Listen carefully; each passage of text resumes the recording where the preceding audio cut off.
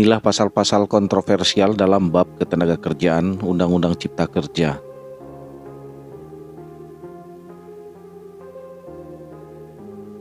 Di tengah lantangnya penolakan berbagai elemen masyarakat sipil, Omnibus Law, rancangan Undang-Undang Cipta Kerja resmi disahkan menjadi undang-undang melalui rapat paripurna DPR RI pada Senin 5 Oktober 2020. Undang-Undang Cipta Kerja terdiri dari 15 bab dan 174 pasal. Di dalamnya mengatur mengenai ketenagakerjaan hingga lingkungan hidup. Pemerintah yang diwakili Menteri Koordinator Perekonomian Airlangga Hartarto mengatakan, rancangan Undang-Undang Cipta Kerja diperlukan untuk meningkatkan efektivitas birokrasi dan memperbanyak lapangan kerja. Menurutnya, rancangan Undang-Undang Cipta Kerja akan memberikan manfaat bagi masyarakat dan pemerintah. Undang-Undang Cipta Kerja ini didorong untuk memberikan manfaat kepada masyarakat, terutama terkait dengan kesempatan masyarakat untuk memudahkan untuk berusaha, di mana dalam memudahkan untuk berusaha, untuk usaha kecil menengah bisa berusaha tanpa izin. Artinya hanya dengan pendaftaran. Sementara itu, Ketua DPR RI Puan Maharani mengatakan, Undang-Undang Cipta Kerja akan mampu membangun ekosistem berusaha yang lebih baik.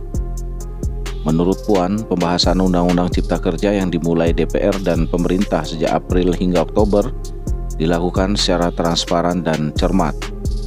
Dia menegaskan, muatan Undang-Undang Cipta Kerja mengutamakan kepentingan nasional. Saat ini kan kita bisa melihat pembahasan dari RUU Cipta Kerja ini dilakukan secara terbuka, bisa dilihat juga di TV parlemen dan lain-lain sebagainya. Akan ada tim yang kemudian merumuskan secara baik dan benar, transparan, dan tentu saja mempunyai legitimasi yang kuat untuk membangun bangsa dan negara. Beberapa pasal bermasalah dalam kontroversial dalam bab 4 tentang ketenagakerjaan Undang-Undang Cipta Kerja. Di antaranya adalah sebagai berikut. Pasal 59. Undang-Undang Cipta Kerja menghapus aturan mengenai jangka waktu perjanjian kerja waktu tertentu atau PKWT atau pekerja kontrak. Pasal 81 angka 15 Undang-Undang Cipta Kerja mengubah ketentuan pasal 59 ayat 4 Undang-Undang Nomor 13 Tahun 2003 tentang ketenagakerjaan. Undang-Undang Cipta Kerja yang mengubah pasal 59 ayat 4 Undang-Undang Ketenagakerjaan mengatur tentuan lebih lanjut mengenai jenis dan sifat atau kegiatan pekerjaan, jangka waktu, dan batas waktu perpanjangan perjanjian kerja waktu dalam waktu tertentu, maksudnya diatur dengan peraturan pemerintah.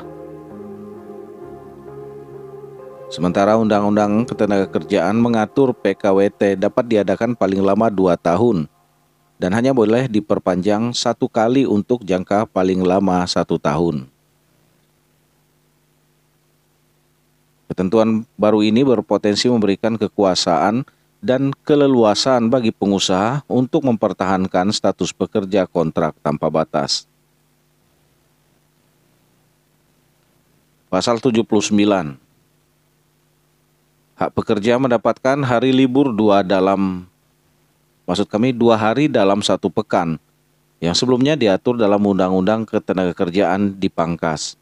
Ketentuan ini diatur dalam pasal 81 angka 23 Undang-Undang Cipta Kerja yang mengubah pasal 79 Undang-Undang Ketenagakerjaan. Pasal 79 ayat 2 huruf B Undang-Undang Cipta Kerja mengatur pekerja wajib diberikan waktu istirahat mingguan 1 hari atau untuk 6 hari kerja dalam 1 pekan. Selain itu, pasal 79 Undang-Undang Cipta Kerja juga menghapus kewajiban perusahaan memberikan istirahat panjang 2 bulan bagi pekerja yang telah bekerja selama 6 tahun berturut-turut dan berlaku tiap kelipatan masa kerja 6 tahun. Pasal 79 ayat 3 hanya mengatur pemberian cuti tahunan paling sedikit 12 hari kerja setelah pekerja atau buruh bekerja selama 12 bulan secara terus-menerus. Pasal 79 ayat 4 menyatakan pelaksanaan cuti tahunan diatur dalam perjanjian kerja, peraturan perusahaan, atau perjanjian kerja bersama. Kemudian pasal 79 ayat 5 menyebutkan perusahaan tertentu dapat memberikan istirahat panjang yang diatur dalam perjanjian kerja, peraturan perusahaan atau perjanjian kerja bersama. Pasal 88. Undang-Undang Cipta Kerja mengubah kebijakan terkait pengupahan pekerja. Ketentuan ini diatur dalam pasal 81 angka 24 Undang-Undang Cipta Kerja yang mengubah pasal 88 Undang-Undang Ketenagakerjaan. Pasal 88 ayat 3 yang tercantum pada dalam bab Ketenagakerjaan Undang-Undang Cipta Kerja hanya menyebut 7 kebijakan pengupahan yang sebelumnya ada 11 dalam Undang-Undang Ketenagakerjaan.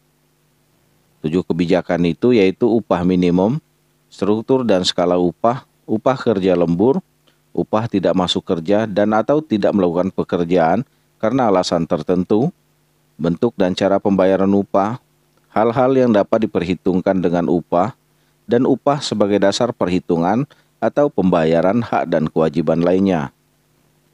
Beberapa kebijakan terkait pengupahan yang dihilangkan melalui Undang-Undang Cipta Kerja tersebut, antara lain upah karena menjalankan hak waktu istirahat kerjanya, upah untuk pembayaran pesangon, serta upah untuk perhitungan pajak penghasilan.